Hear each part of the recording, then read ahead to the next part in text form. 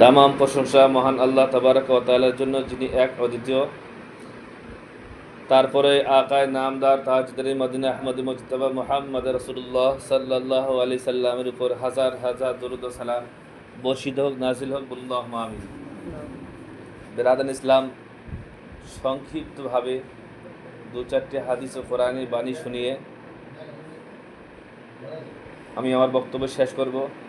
গিয়ারা শরীফের উদ্দেশ্যে আমরা বসি, ওনার ওসিলা আমাদের প্রত্যেক আমল কবুল করব, আল্লাহুম্মা আমিন।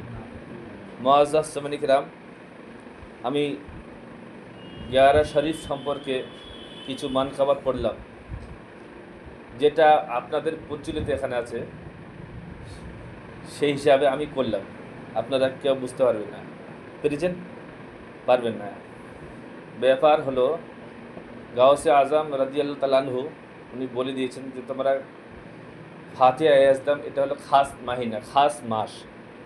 এই মাসে আপনি যে কোনো দিনে গিয়ারা শরীফ করেন। গিয়ারা শরীফ মানে হলো আপনার সর্বপ্রথমে কিছু লোকের খাওয়ার আয়োজন। লোকের খাওয়ার আয়োজনটা এটা নবী করিম সাল্লাল্লাহু আলাইহি ওয়াসাল্লাম থেকে, যদি উনি নতুন করে কোনো আবিষ্কার করতেন তাহলে সেটা মানে অন্য রাস্তা হতো। এটা উনি ওনার তরফ থেকে বলেছেন না, মানুষকে খাওয়ানো বিশাল স্বভাব। যা হোক, মেটার ওদিকে আলাদা অনেক হাদিস আছে, আমি যদি বলি তো ওদিকে আলাদা চলে যাবে, লাইন আলাদা চলে যাবে। সব থেকে মনে রাখবেন, মানুষকে খাওয়ানো বিশাল স্বভাব, বিশাল স্বভাব। এর থেকে ইবাদত আর বড় হয় না। তো বড় পীর আব্দুল কাদের কি বললেন, যে তোমরা সর্বপ্রথমে কিছু মানুষকে জোড়াবে, ফাতিহা পড়বে। ফাতিহা পড়ে আপনি কিছু ওয়াজ নাসিহাত, আল্লাহ রাসূলের জিকির করলেন, করে আপনি মানুষকে খাওয়াবেন। 1 নম্বর খাওয়ানো বিশাল সওয়াব, 2 নম্বর ফাতিহা কোরআন পড়া।